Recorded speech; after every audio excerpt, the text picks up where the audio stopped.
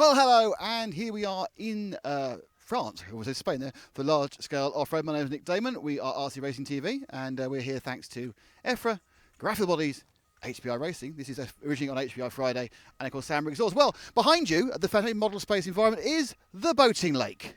But there are no boats, are there, Zach? So we're actually going to look at the track, and the track that from our camera looks very flat, but as you can see actually is massively up and down.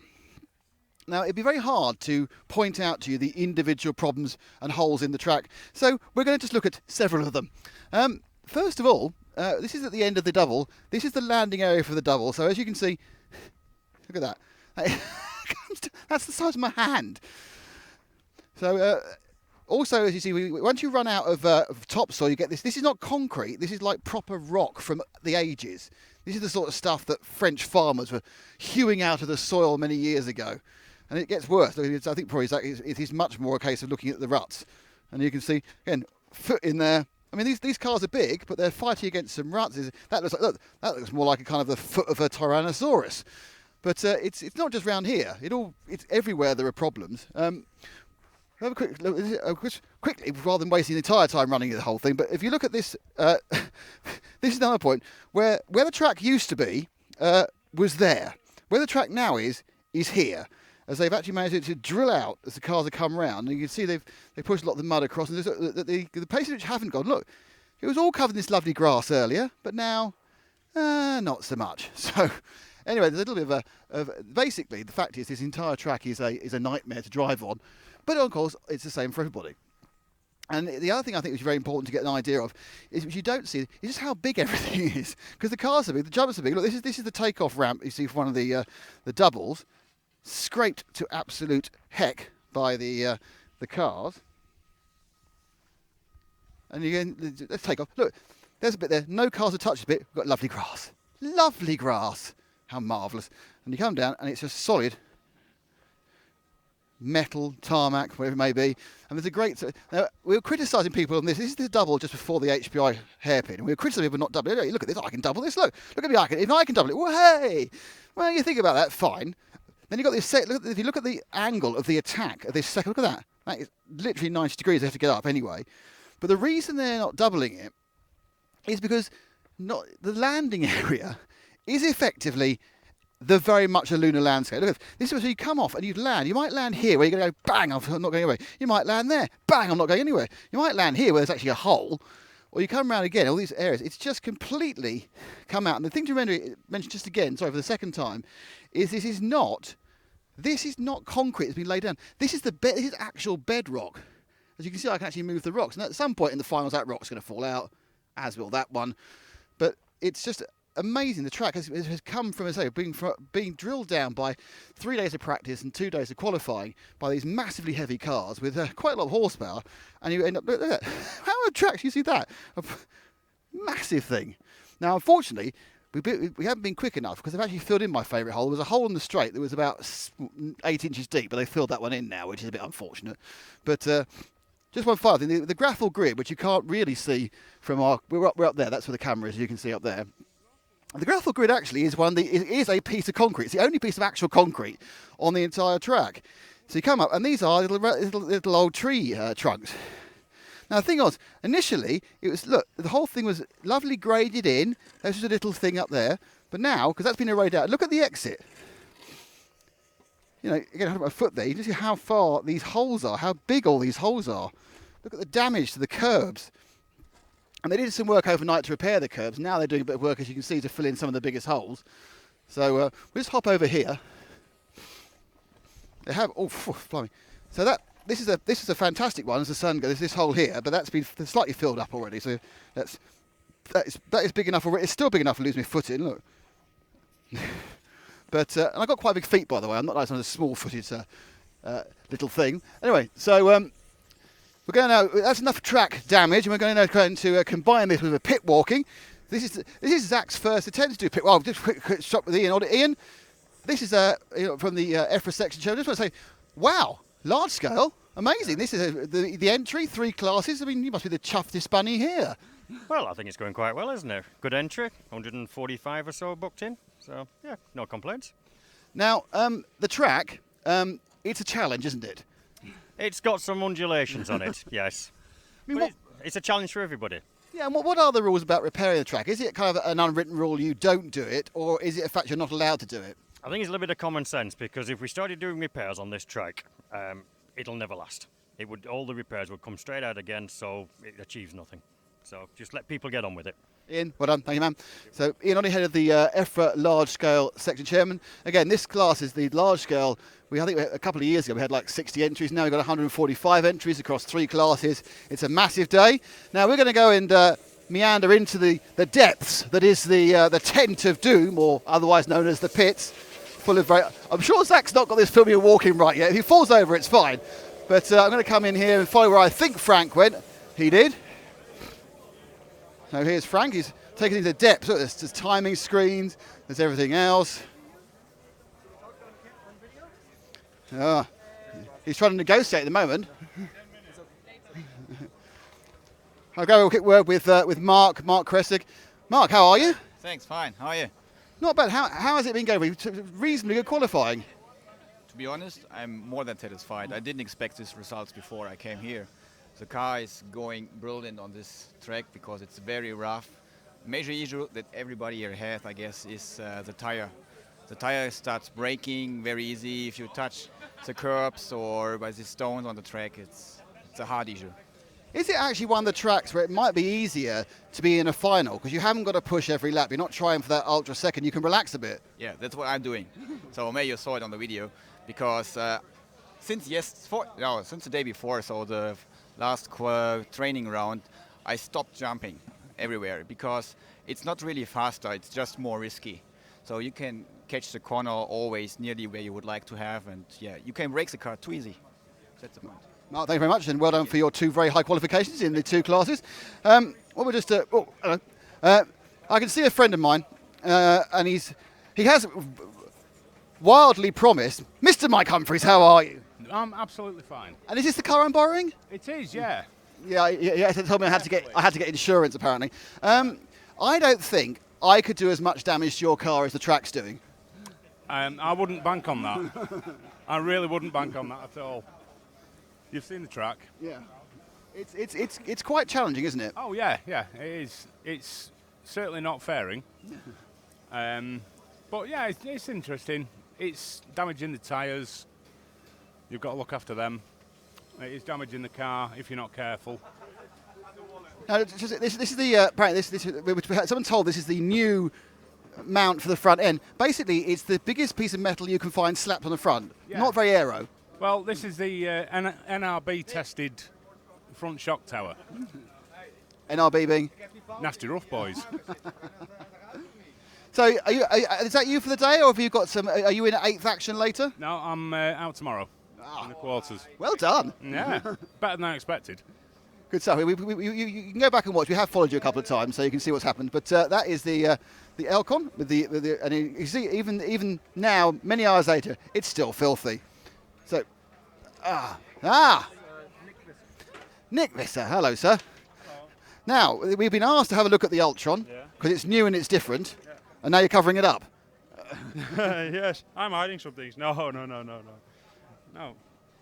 Tell me exactly what is different about it. What is the thoughts about the car itself? At first, the weight balance is 50-50, front and rear. I've placed the engine in the middle of the car, so we have a lot of pressure on the front wheels. Because I like it. I think you need it on a four-wheel drive. And we have the very long, big shock absorbers with a very long suspension travel. It's also different like other cars, and then it works very, very good on the bumps on the track. So, yeah. You've also got the air and the exhaust completely separated. Does that help for cooling and for breathing? For cooling, we also on many cars you see the engine turn around. Then they blow the hot air to the front. We place it to the other side, so the air comes from the front in and the hot air at the rear out. So you built a new car. Talk to me a little bit about how you then designed the shell for it, because obviously it's got the little fin, which is great. Is the fin just for show, or does it have some aerodynamic effect? It's for show and also for aerodynamic effects. With jumping, the car stays more straight, and Yes, also for the looks also. And this is a graphite shell, is it? So how? We designed it together with gravel, and they made it for me. So And was this like and how, so basically, did you kind of like do a wire model over it, or did you do was it computer-aided design? How did you get? Because obviously the shape's quite complex. How did you get the shape so they could actually mold the body? yeah, actually gravel designed everything. So I don't know how they exactly designed it, but I tell them what I want, and then they design it for me. So I'm pretty happy with it. So, as you say, it's a different concept of car. Does that mean you have to have? Is the setup therefore very different from the other cars? It's like you've obviously driven large scale before. Do you have to do something completely different now? Yeah, especially shock absorbers are very big and big bore. So yes, they need to be set up very different than other cars with different oils and pistons in it. So. Thank you very much, Nick. That's the new Ultron. Great name to start a world war with. We're now meandering across, following Frank, who's our wrangler. Oh, where's he taking me to? He's taking me to a Rick Hoffer. Ah, Rick. Yeah. Well, you are the only person here who is perfect. 4 TQs in two-wheel drive. Yeah, that's right. Yeah, very good. Yeah, track is nice, car is good, so yeah, feeling very comfortable with it. Now, you say the track's nice, but the cars look difficult with 4-wheel drive. They look virtually impossible with 2-wheel drive. How do you hang on to it for 10 minutes? Yeah, I think because of the shocks are really good. The track is rough, but I think if you drive smooth, your car will get it. Yeah. So if we look at the way you've set the car up, so you say the shocks are smooth. Is it? I mean, what is more important? I know it's a strange question. Is it more important to get the rear end working really well, or is it all about getting the front end and turning the car? I think with a two-wheel drive, it's really important that the back is good of the car, and I have it. So yeah, tires are a little bit a problem because of all the rocks, but yeah, the car is good. So you got the. These are one of the many types of tyre. I mean, is it a case where you have to put a new set on all 4 wheels every race?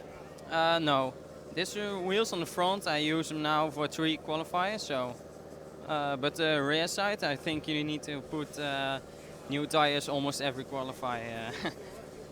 Rick, congratulations, well done, and enjoy your final, which is tomorrow. Yeah, thank you. So let's go and see what else we can do. We're following the Frank, which is always good. Don't forget, they love to see cars. People love to see cars. No one wants to see me. And then you get to see. Just to explain what you put the Ultra. This is one of the short course cars. You see, it's got a little bit of cage there, but no mud flaps, which is quite depressing. I must admit, I would like some more mud flaps. I must admit. I've lost Frank temporarily. Oh, we lost Sartell. So we're suffering from people not being where they should be, which is. Oh, there he is. Oh, Mr. Sartell. Here we go. Ah, Jerome, how are you? Good. So So did you get confused and turn up the wrong meeting? You know, you're a 1/8 man. Yeah, I did a mistake.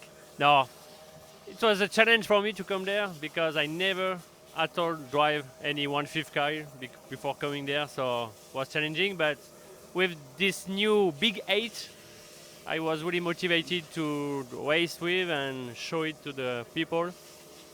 And I'm pretty happy because the result is not too bad. I'm in semi-final, so that's good. And now I need to work a bit to make the car, everything around the car stronger, because this track is a bit crazy, and the stuff is difficult for the stuff. So we need to improve that a bit because I only finished 2 hits in qualification. The 2 other one I broke. So one time was my fault. The other one was because a part was a bit not strong enough, but we will see tomorrow. It will be like a long race, I think. We need to be super careful to finish the race. I think it's like a destruction derby. It's crazy.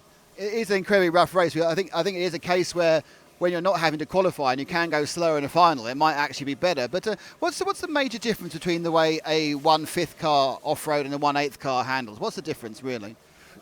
The spirit is the same. So the car is working similar. The settings I have used is just working the same way as in 1/8. Just the weight, the car is like super heavy.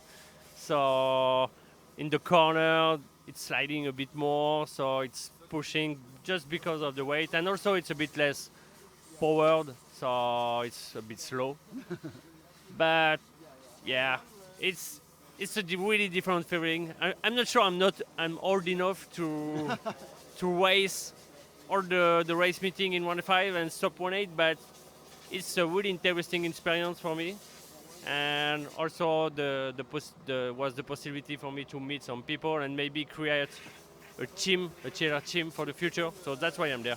That's brilliant, Jerome. Best of luck for tomorrow. Thanks a lot for talking to us, and always looking good. As we, Frank's fallen over a chair. That's always good. So we just have a look around this part here. This is the French team. It's as you can see, everyone. Sorry, Zach. Everyone has unbelievably large amounts of wheels, tyres. It's very much a rule that you need to have as much. Let's spin around that way. Now, actually, important that's where the beer is. You can get beer from and Dario's here. Mr. Vaselli, how are you? Hello, I'm fine, thank you. And you? Very, very good. Now, Dario, coming here obviously straight from Bologna, and it's you go from quite a small on-road track to the landscape of the moon, as we're saying. I mean, how extreme a track do you think this is? It's very extreme. I think this is the extremest track when I have ever been. The last year track in Fairing was extreme with the big jumps and everything, but this with the stones, with big holes, it's very extreme and very dangerous for the cars also. Your car looked pretty quick. I think you're third or fourth overall. I mean, but in the semi-final, is it just a case where you're just going to try and survive rather than win? The plan is survive the semi-final, and then we go to the final. I hope. Then we will see what happens, because maybe we just see another guys in the final, and then we will see how to drive slower, save, or go a little bit faster. We will see. Everyone says that this track is very, very hard on tyres. Is it actually quite easy to choose the tyre compound, just hard to keep them together, or is it difficult to get the right tyre compound? It's very complicated, because if you choose the softer one, after, like we see now in the last qualifications from other guys, if you choose the soft one, it's just broken on the edge, and after, for example, 8 minutes, and even though everybody know that semi-final is 20 minutes and final is half hour. So if you choose the harder one, maybe you will not so have a good traction. You will get a little bit slower, but you will survive because of the tire. But this is tactics, and you have to be lucky. That's all. I hope you're lucky. Thanks, mate. So Vaselli, of course, who was the European champion in 2012. 12. Thank you. I got there in. Got there in the end. Yes. This is. The British team manager. Important. He's off. Yes, he's gone. Okay, so that. Busy as always. Yeah. So the final's about to start, and us about to need lunch, and I think that's about 15 minutes. That is the end of our pit grid track walk thing. Thank you to Zach for filming it. Thank you for Frank for wrangling it, and thank you to HPI. Thank you to Samba. Thank you to Graphical Body, and thank you to EFRA. I'm Nick Damon. See you on the other side.